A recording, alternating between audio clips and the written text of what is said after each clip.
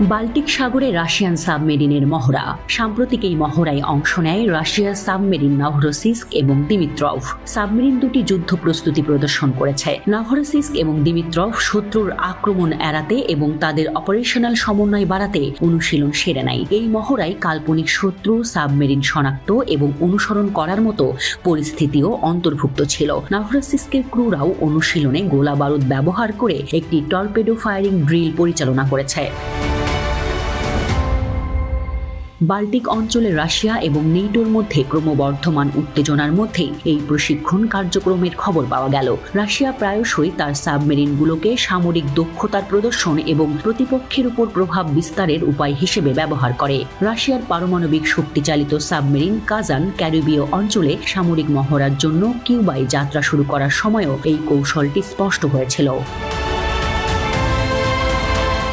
যাত্রার সময় কাজান মার্কিন উপকূল রেখার কাছাকাছি পৌঁছেছিল। পশ্চিমা দেশগুলো, বিশেষ করে মার্কিন যুক্তরাষ্ট্র, তাদের উপকূলের কাছে রাশিয়ান সাবমেরিনের উপস্থিতি নিয়ে ঠিক ততটা উদ্বিগ্ন নয়, যদিও এই ধরনের ঘটনা সম্ভাব্য গুপ্তচর বৃত্তির কার্যকলাপের আশঙ্কা জাগিয়েছে।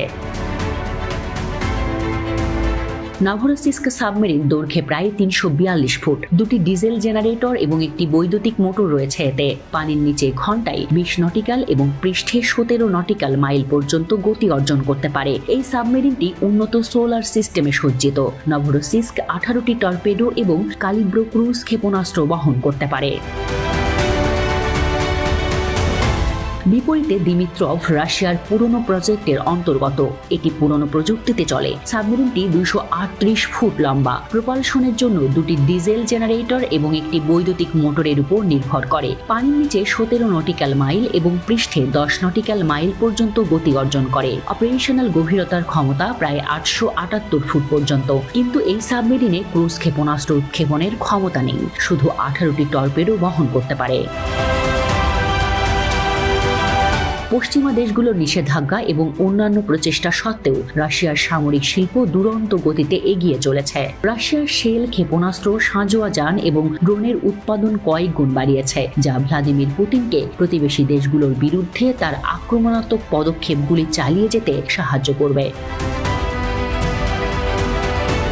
Royal United services institute RUSI, Jack Watling এবং গ্যারি সোমারভিলের বিশেষজ্ঞরা বলছেন, পশ্চিমা দেশগুলো রাশিয়ার সামরিক পদক্ষেপ বন্ধ করতে ব্যর্থ হয়েছে।